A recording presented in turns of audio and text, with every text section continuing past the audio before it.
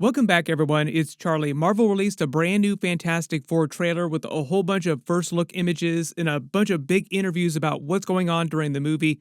Right after we got the Avengers Doomsday chair watch with all the Fantastic Four showing up in that chair watch. So confirming the entire team will be back in Avengers Doomsday. And they talked a little bit about the connection between Fantastic Four and Doomsday.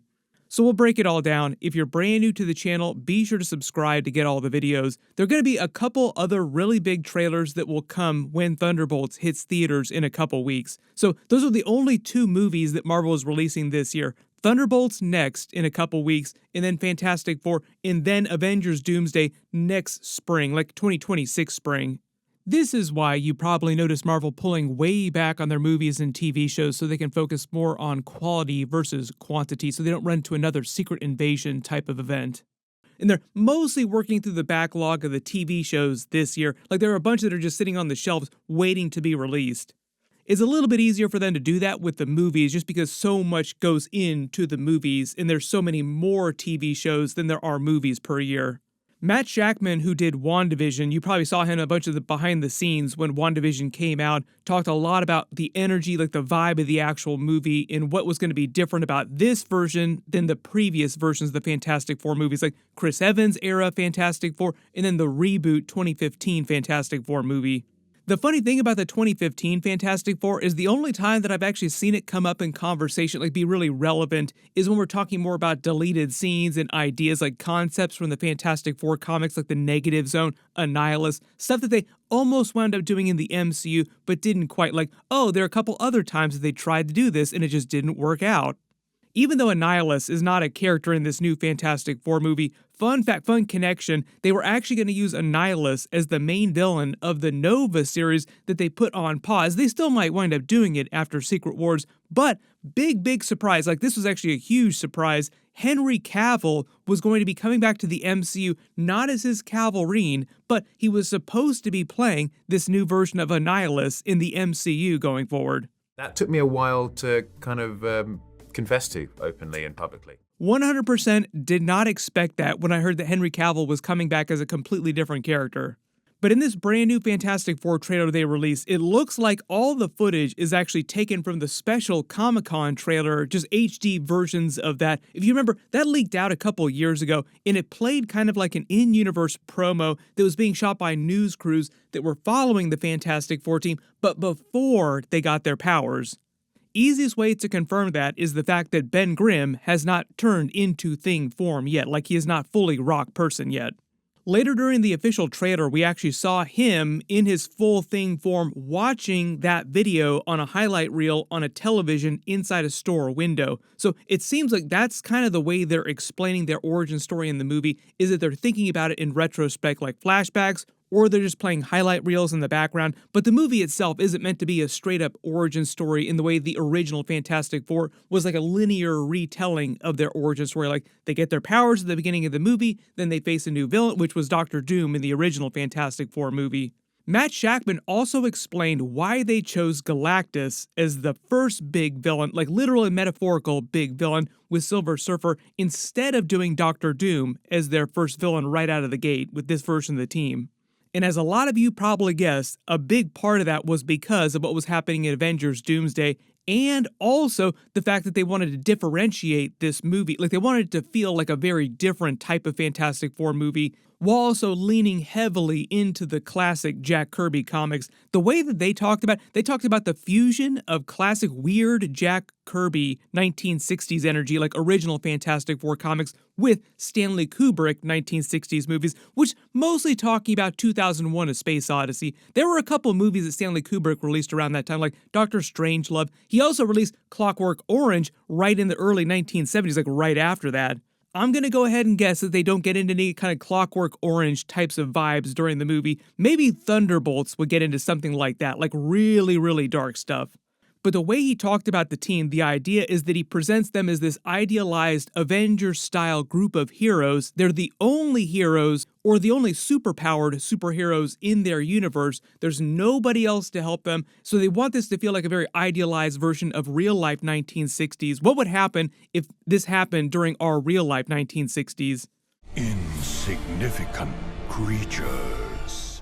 So you have the smartest person alive, this team that seems like they're almost completely invincible, they can solve any problem. Then all of a sudden this universe-ending threat like Galactus shows up on planet Earth and they seemingly cannot stop him. They can't do anything to help people. In fact, when they were doing the interview for this, they were actually filming some of the scenes where Galactus shows up on planet Earth for the first time, and all of a sudden, like Reed Richards and Ben Grimm are fielding phone calls from all over the world with people freaking out because this giant planet-sized person just showed up to destroy the world. So literally during the events of the movie, you're going to see how their world deals with Galactus actually showing up. Like, what would that look like in the MCU? Basically, complete chaos. Like, people would just absolutely flip. Matt Shakman also explained because this is supposed to take place in the relatively early 1960s, the Fantastic Four on their world are meant to replace the original Apollo astronauts. So the way he explained it, he's like, what if the Fantastic Four were the ones to go to the moon for the first time? So they might actually literally be traveling to the moon during the movie. There were a couple references to Blue Moon when they were filming the movie too. I think that was one of the working titles for a little while. There actually is a special place on the moon that they reference in the Fantastic Four comics, in the Marvel comics, called the Blue Area of the Moon, where they do run into the Watcher. They briefly traveled there during X-Men 97 too. That is probably one of the only things that nobody has really talked about who's been talking about this movie in an official capacity. Like, Marvel themselves haven't mentioned anything about a version of the Watcher showing up in this movie, but the thing is, the original story that they're basing this on, The Coming of Galactus, which is a trilogy of stories, involved the Watcher heavily, the Uatu version of the Watcher that we saw during the What If series. We have seen a live-action version of the Watcher during the Guardians of the Galaxy movies, but I don't think that any of those were meant to be Uatu. Maybe we'll see Jeffrey Wright come back as live-action Watcher during this movie in some capacity. But it's not meant to be a complete copy-paste retelling of that original Galactus story. Based on the way that Matt Shakman and Marvel has been talking about it, it sounds like they will not be able to stop Galactus, and Galactus will wind up destroying their Earth in their universe. You must acquire another object of great power. And they'll have to escape, and that will lead to them showing up in Avengers Doomsday inside the MCU, using that multiverse bridge from the Jonathan Hickman run, which you actually see in the background of Reed Richards' drawings on his chalkboard here.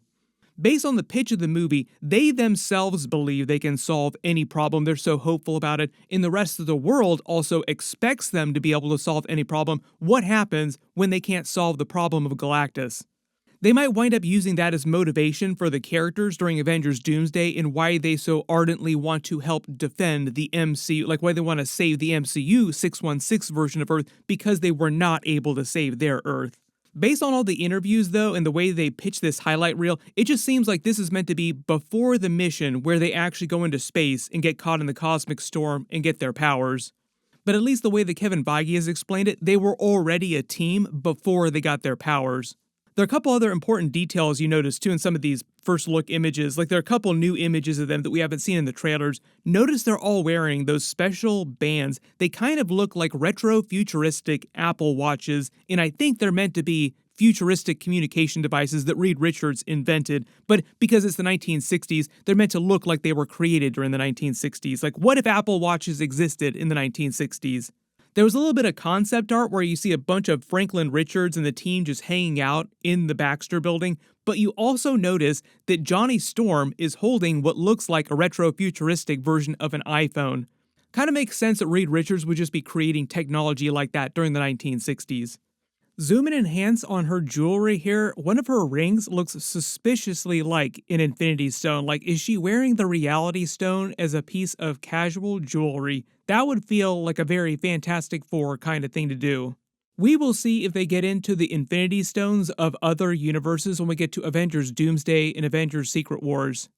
There are a couple of details they explain about Sue Storm. She is confirmed to be pregnant during most of the movie, and it believed that she's meant to give birth at some point to Franklin Richards. Don't know exactly when during the movie that's going to happen, but before all that happens, the way they explain the character is that she's actually meant to be the head of the Future Foundation, and it does exist before they get their powers. But as part of that, they did a bunch of crossover characters, like Spider-Man joined the first team, his father, Nathaniel Richards, joined the team, his daughter, Valeria, even invited Dr. Doom to join the inaugural team. And speaking of big crossover characters, there've been a lot of questions about this just because it's an alternate universe, so like, what's going to be different, what'll be similar to MCU things. The way that Matt Shackman explained it, there aren't supposed to be any real big crossover characters during most of the movie here. It's mostly meant to be brand new stuff that you haven't seen before in the MCU movies.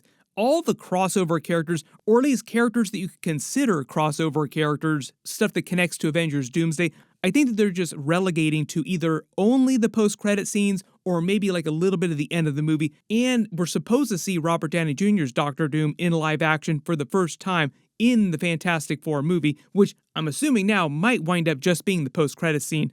Chris Evans is also supposed to be featured during one of those post-credit scenes. My assumption, just based on previous reports, are that he'll be an alternate version of Steve Rogers working with that other Robert Downey Jr. Doctor Doom character. And even though we do have Thunderbolts coming up, the other real big thing that's happening next week is the Daredevil Born Again finale. Punisher is coming back. It's going to be huge. They'll be pushing into season 2, so be sure to enable alerts for my channel so you don't miss any of that. We'll see what other TV trailers Marvel winds up releasing after Daredevil Born Again's finale, just because they have so many shows coming this year. Everybody click here for my last Daredevil Born Again episode video. It was fire. And click here for that brand new Fantastic Four trailer footage from CinemaCon. Thank you so much for watching, and I'll see you guys in the next one.